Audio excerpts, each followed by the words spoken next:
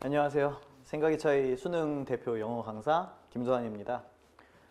이게 설명회라고 하기보다는 이제 윈터 기간 동안에 좀 학생 여러분들이 공부를 좀 하다 보면 느꼈을 사항들에 대한 의문점들, 그리고 좀 제가 방향을 어느 정도 좀 제시해 드리고자 이 영상을 촬영을 하게 되었습니다.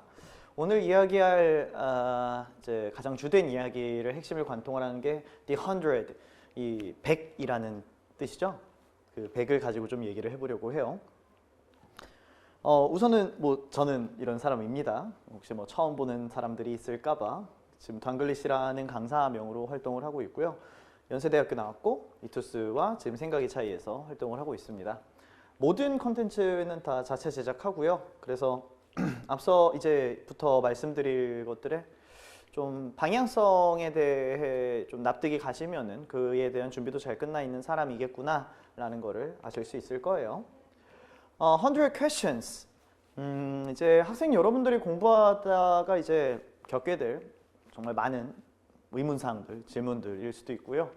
사실 오늘 가장 얘기하고 싶은 거는 100문제를 푼다고 실력이 좋아질까? 그 의문점을 좀 해소해 드리고자 합니다. 이제 실제로 국어랑 영어 같은 경우에는 수학과 탐구 쪽이랑은 좀 다르게 수학과 탐구 쪽은 100문제를 풀면은 A에 해당하는 이 개념에 대해서 그럼 이 개념을 어떻게 활용해야겠다라는 감이 와요.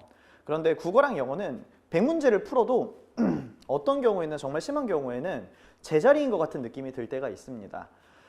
그러면은 100문제를 푸는 게 이게 효과가 없다라면은 우리는 왜 문제를 푸는가 이런 의문도 뜨겠죠. 그에 대한 이야기를 이제 뒷파트에서 상세히 설명해 드리도록 할게요. 그리고 한 가지 더 좀 의문을 던지고 싶은 게 여러분들이 학원을 다니시든지 아니면은 주변에서 들리는 말로 연습을 실전처럼 그리고 실전을 연습처럼 하라라는 말이 있죠. 그 말에 정말 참 의미에는 여러 가지 의미가 있을 수 있기는 하지만 제가 먼저 좀 선을 긋고 싶은 게 연습과 실전은 다를 수밖에 없어요. 수능은 여러분들 1년 동안에 한 번 보죠. 그리고 중간고사, 기말고사도 4번 정도 보는 거죠.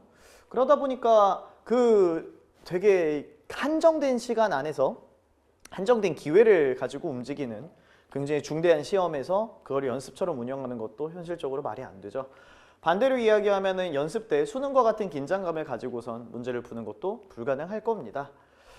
그렇다라면 현실적으로 불가능하다라면은 연습을 운영을 잘한다라는 건 무엇이고 실전을 운영을 잘한다라는 건 무엇일까? 그에 대한 이야기도 같이 해보려고 해요. 이제 중간고사 내신도 포함해서 모든 공부하는 활동을 수험생활이라고 칭할게요. 수험생활에서 학생 여러분들이 집중해야 될 사항은 크게 두 가지일 거예요. 학습적 요소랑 시험적 요소가 될 거예요. 조금 극단적으로 말씀을 드리면은 1월 달에 배우는 거랑 1월 달에 공부를 하는 방향성이랑 수능을 2주 정도 앞두고 있었을 때의 공부 방향성이 다를 수밖에 없을 거예요.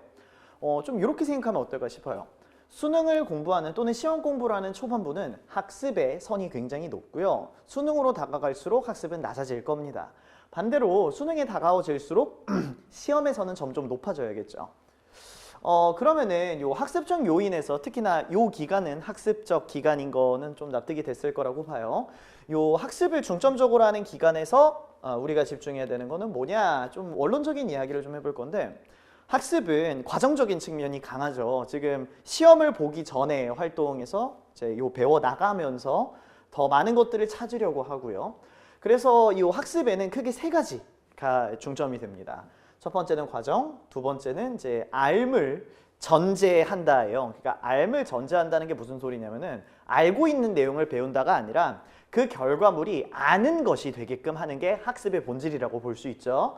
그리고 사후적이라는 건 무엇이냐? 우리가 문제를 풀고 나서 정말로 학습이 되려면은 이 문제를 풀고 난 뒤에 내가 몰랐었던 거를 아는 과정으로 바꿔줘야 될 거예요. 그러니까 문제 푸는 시점을 기준으로 사후가 훨씬 중요한 게 학습이라고 볼 수 있어요. 조금 더 구체적으로 말씀드리면은 여러분들이 영어 문제를 하나 풀었어요. 틀렸어요. 그럼 다음 문제 넘어간다. 이러면 학습이 일어나지 않고 넘어간다라는 거예요. 자, 틀렸어요. 모르는 단어를 찾았어요. 문장 해석을 다시 꼼꼼히 좀 해봤어요. 그리고 이제 추론을 다시 해봤어요. 내가 여기가 약한 것 같아요. 다음번엔 이렇게 해야겠어요. 이런 생각들이 돌기 시작한다면 그건 학습이 잘 진행되고 있다라는 거겠죠. 자, 시험에 대해서 잠시 초점을 옮겨보면은 시험은 무엇보다도 결과가 제일 중요해요. 그 시험 문제를 어떻게 풀었든지 상관은 없어요. 그냥 맞기만 하면 돼요. 점수가 높기만 하면 됩니다. 그리고 시험에 들어갈 때는 이게 국어랑 영어에서 유독 더 강한데 뭐 수학 탐구도 마찬가지예요.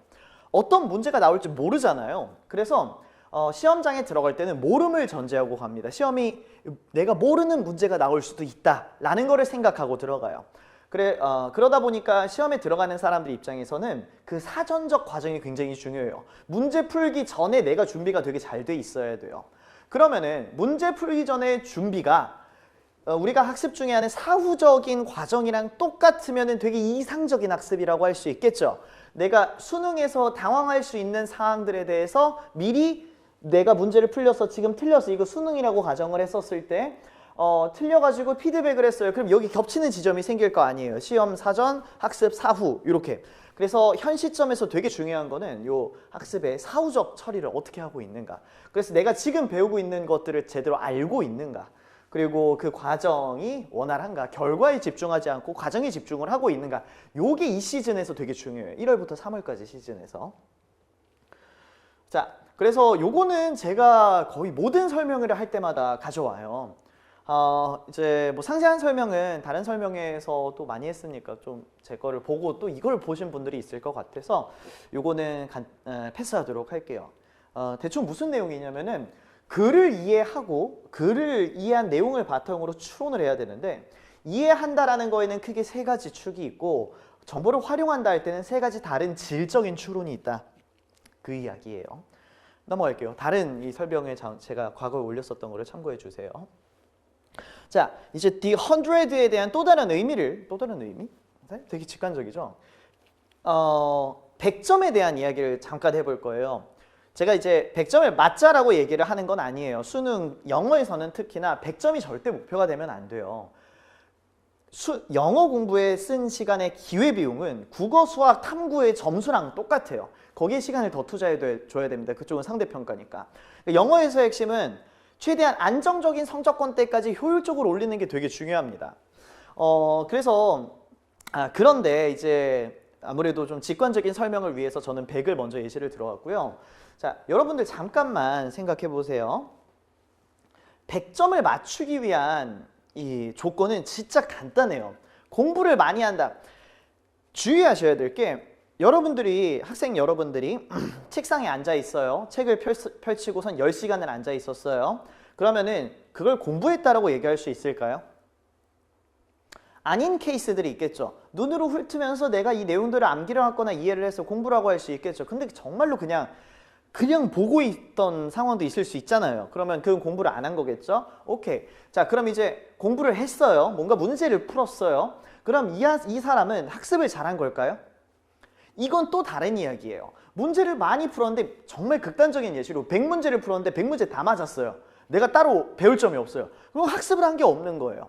자, 그러면 이제 학습을 되게 잘한 사람이 있더라고요. 배운 점들이 되게 많아요. 그럼 이 사람은 시험을 잘 볼까요? 그건 또 아니에요. 시험에서는 무수히 많은 변수들이 나타날 거예요. 되게 극단적인 케이스로 제가 재수학원에서 이제 강사 생활을 하다 보니까 한 학생이 재수하게 된 사연을 듣는데 정말 울 뻔했어요. 영어 듣기 평가를 하는데 약간 정신적으로 문제가 있는 학생이 있었나 봐요. 해당 반에. 영어 듣기 평가를 하는데 비명을 지르더래요. 그때부터 시험에 와르르 무너졌대요. 소송해야 되는 거 아니냐. 소송도 뭐 그런 얘기도 없대요. 근데 기사는 났더라고요. 재작년쯤인가 제가 얘기를 했었던 걸로 기억을 해요. 그러다 보니까 내가 학습을 아무리 잘했어도 시험에서 모든 변수들을 통제할 수가 없어요. 그러니까 뭐 공부를 잘했다 이런 얘기를 하려는 게 아니에요. 100점을 맞는 데는 그냥 두 가지 기준. 다 맞추면 돼요. 그리고 이게 시험 특성상 시간 내에 풀면 돼요. 그래서 이런 거를 이제 조금 직관적인 용어로 바꾸면은 정확성과 효율성이라고 이야기를 할 수 있을 거예요. 내가 문제를 정확하게 풀 수 있는가, 그리고 내가 문제를 정확하게 푸는 방법 상에서 좀 더 빨리 접근할 수 있는가, 이 두 초점에만 맞추면은 100점에 가깝게는 갈 거예요. 그럼 여기서 저의 목표 점수는 95점인데 그러면은 전략을 어떻게 짜야 되나요? 두 개를 안 풀 거라 생각하고선 요 두 개에 집중을 하시면 될 거예요. 뭐 영어로 얘기하면은 가장 어려운 게 빈칸 33번, 34번이잖아요. 걔네 안 풀고 나머지를 다 맞추고 시간 내에 풀 수 있는 전략을 구상하면은 그게 좋은 학습 방법일 거예요. 이제 시즌 1에서는 1월부터 이 3월 전까지의 기간 동안에는 학습이 되게 중점이 돼야 되는 기간이에요. 학습이 지향하는 바는 최대한 많은 걸 아는 거를 지향하잖아요. 그러면은 정확성과 효율성에 두 가지 기준점에서 어디에 초점이 잡혀야 되냐면은 정확성에 초점이 잡혀야 돼요. 이제 나중에 수능 때 다가갔을 때는 제한 시간 내에 최고점을 최대한 터치하려고 하는 효율성에 집중이 될 겁니다. 자, 그럼 이제 정확성에서는 이제 어떤 것들을 좀 집중해야 되는가, 그리고 주의해야 될 사항을 말씀드릴 건데, 이제 문제를 여러분들이 해설지를 봐요. 아니면 선생님의 수업을 들어요. 그럼 그때 집중해야 되는 게, 여러분들이 흔히 집중을 하게 되는 게 정답의 명확한 근거에 집중을 하게 돼요. 이 답이, 이 선지가 되는 게 그래서 여기서 이런 얘기를 했으니까 얘가 답이야. 그러면은 이제 이 생각을 해보셔야 돼. 다음번에 얘가 똑같은 문제가 안 나올 거잖아요. 그러면 지금 이 근거를 배운 게 무슨 의미가 있어요? 똑같이 안 쓰일 건데. 그러니까 한 번 더 생각해야 돼요. 그러면은 이 A라는 선지의 근거가 알파래요. 그럼 이 알파가 왜 근거야? 이걸 생각해야 돼요. 그럼 A랑 알파 사이에 상관관계 있죠. 요 사이에 선이 이어진 거 있죠. 그럼 이 선이 내가 다음번에도 똑같이 잡을 수 있을까? 이 선은 왜 그려지는 걸까? 그걸 고민을 해야 돼요. 그러니까 국어랑 영어의 문해 평가가 어려운 거예요. 그냥 공부하기가 당연히 어렵죠. 요거는 이제 제가 조교랑 이제 얘기를 하다가 조교가 그런 얘기를 하더라고요. 수학이랑 탐구 강사는 할만할 것 같대요. 근데 국어랑 영어는 강사를 도대체 어떻게 해야 될지 모르겠대요. 일견 타당한 말인 게, 수학 같은 경우는 개념이 정해져 있어요. 그리고 그 개념이 작동하는 원리를 이해시켜주면 됩니다. 그게 뭔 소리냐면은 숫자랑 숫자, 뭐는 기호나 또는 뭐 원리 사이에 이런 점들이 연결되는 게 어느 정도 좀 정형화되어 있어요. 정해져 있어요. 그런데 국어랑 영어는 개념이라고 부를 게 없어요. 아니 뭐 영어에서 관계대명사 있잖아요. 관계대명사를 모르니까 문제를 틀리는 게 아니잖아요. 글을 제대로 못 읽었으니까 틀렸을 거란 말이에요. 그럼 초점 어디 가야 되냐? 글을 어떻게 이해할 것이냐예요. 이거를 조금 더 단순화시켜 보면은, 단어를 점이라고 생각했을 때 무수히 많은 점, 170 정도 돼요. 영어 한 지문에. 170개의 점들을 어떻게 이을 것인가의 싸움인 거야. 그러면 이제 국어랑 영어 강사한테 꼭 필요한 것 중에 하나가 뭐냐면은 이론적인 판이 필요해요. 패턴들에 대한 분석이 있어야 되고, 그럼 이 패턴들을 받쳐줄 그 큰 이론이 있어야 돼요. 그러다 보니까 원래 국어랑 영어 강사들이 이런 독해 수업을 할 때 있어서 처음에 가장 힘든 것 중에 하나예요. 반대로 얘기하면 학생들 여러분들이 좋은 강사를 고를 때는 이론이 있는가를 보셔야 돼요. 안 그러면은 문제 하나에 새로운 풀이법이 계속 나와요. 그럼 진짜 거짓말 안 치고 평가한 거 다 들렸을 때 1000가지 풀이법을 배워야 돼요.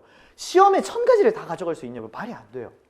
어쨌든 그래서 그 근거의 근거를 찾을 수 있는 요 선을 짜는 거 있죠. 거기에 조금 집중을 해야 되고요.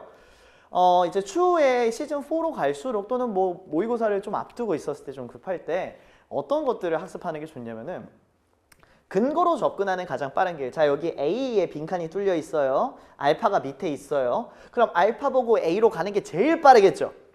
그럼 이 길을 짤 때 처음부터 안 읽고 그냥 밑에부터 읽어야지. 솔직히 이런 전략은 현실성이 떨어지잖아요. 어떻게 우리가 그렇게 읽어요?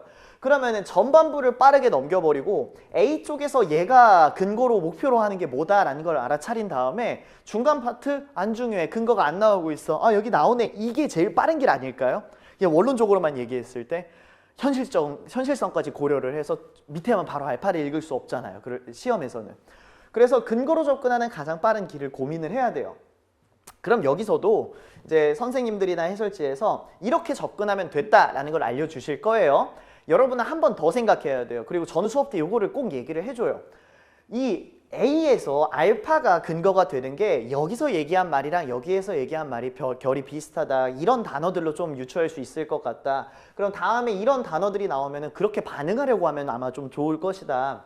그럼 여기서 여기 중간 파트를 생략시키고 알파를 읽는 게 좋은데, 그럼 여기 빨리 읽어야 되잖아요. 중간 파트를. 이 중간 파트를 빨리 읽어야 하는 이유에 대해서도 좀 설명을 해줘요. 그 기본 틀을 바탕으로. 그래서 여러분들이 만약에 지금 혼자 자습을 하고 있고 혼란스러운 상황이다. 내가 영어 공부를 100문제를 풀어도 늘지 않고 있다 하면은 이 고민들을 먼저 해보세요. 다시 보여드릴게요.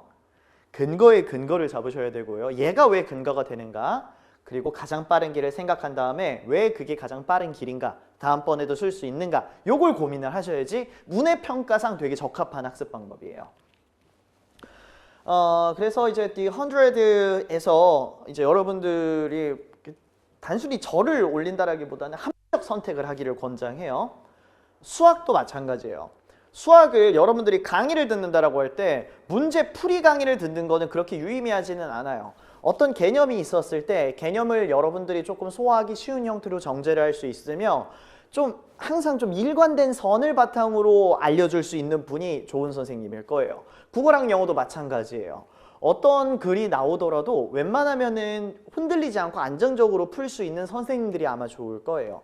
이제 저는 이론적으로는 제 학생들은 다 인정을 해주고 있고 연세대학교 교수님한테도 검수를 받았고요. 강사들을 대상으로 세미나를 한 적도 있어요. 이론 자체는 거의 한국에서는 가장 이상적인 이론이 아닐까라고 생각을 해요. 현실성까지 고려하면 좀 다를 수도 있어요. 그거는.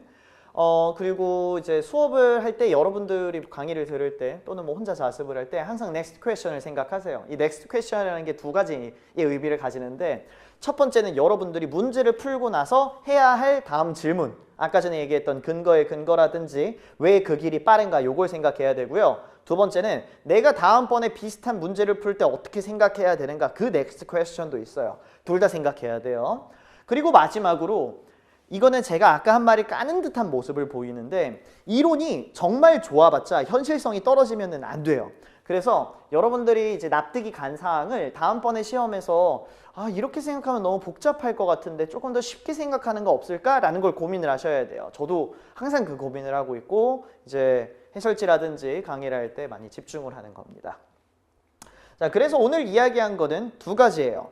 100문제를 푸는 게 의미가 있을까? 그게 첫 번째 The 100고요. 두 번째는 100점을 맞기 위한 조건을 바탕으로 우리가 지금 준비해야 되는 거는 정확성과 효율성이고 그 정확성과 효율성을 올리기 위해서 지금 당장의 결과에 집중하지 마세요. 그 결과를 갈 수 있는 이상적인 과정, 그 과정을 만들기 위한 질문을 하셔야 돼요. 여러분들은 공부를 하실 때. 요새 제가 정말 많이 생각한 것 중에 하나인데 과감하게 얘기하면은 단어 2,000개, 3,000개 외우는 게 그렇게 큰 의미가 없을 거예요. 정말로 1등급 나오고 만점에 가깝게 나오는 학생들을 보면은 단어 약한 친구들 상당히 많아요. 물론 그 차이는 있어요. 이게 4등급, 5등급 이하권대 학생들 같은 경우에는 필수 어휘라고 부를 만한 게 있어요. 예를 들어 provide, 제공하다. 이거 정말 많이 나올 단어거든요. 기본적인 단어. 그런데 뭐 예를 들어 anthropology, 인류학이라는 단어 굉장히 구체적으로 쓸 가능성이 낮은 단어예요. 실제로 잘하는 학생들은 모를 가능성도 있어요. 이런 단어들을. 근데 문제 푸는 데는 상관이 없어요. 그래서 단어를 많이 외우는 것이 본질적인 문제가 아니라고 봐요. 그럼 좀 많이 나오는 단어를 외우는 건 도움이 될 거고요. 심지어 많이 나오는 단어조차 몰라도 풀 수 있는 경우들이 허다해요. 아마 그런 부분들이 그 단어 말고 문장 내에서의 결이라든지 논리를 좀 파악하고선 푼다라고 저는 지금 분석이 되고 있어요. 많은 학생들하고 얘기를 해봤을 때 똑같은 것 같아요. 그래서 좀 오늘 설명에는 여러분들의 환상을 깨는 데 좀 주력하고 싶었어요. 문제를 많이 푼다라고 해서 꼭 좋은 게 아니고요. 정말로 단어 외우는 거 좋은 거 맞아요. 근데 단어만 외우는 게 잘못됐다라는 거예요. 학습 방향이 수능형 학습에서는 훨씬 더 폭이 넓어져야 됩니다. 오늘은 좀 제가 좋아하는 이야기를 해서 많이 격앙된 모습을 보였는데 되게 재밌게 해서 그래요. 제가 재밌어서 이제 여러분들이 윈터 기간 동안에 이제 남은 2월이 이제 곧 들어가죠. 그 기간 동안에 여러분들이 충분히 질적으로 좋은 학습을 하기를 바라면서 이상 생각이 차이 수능영어 강사 김도환이었습니다. 감사합니다.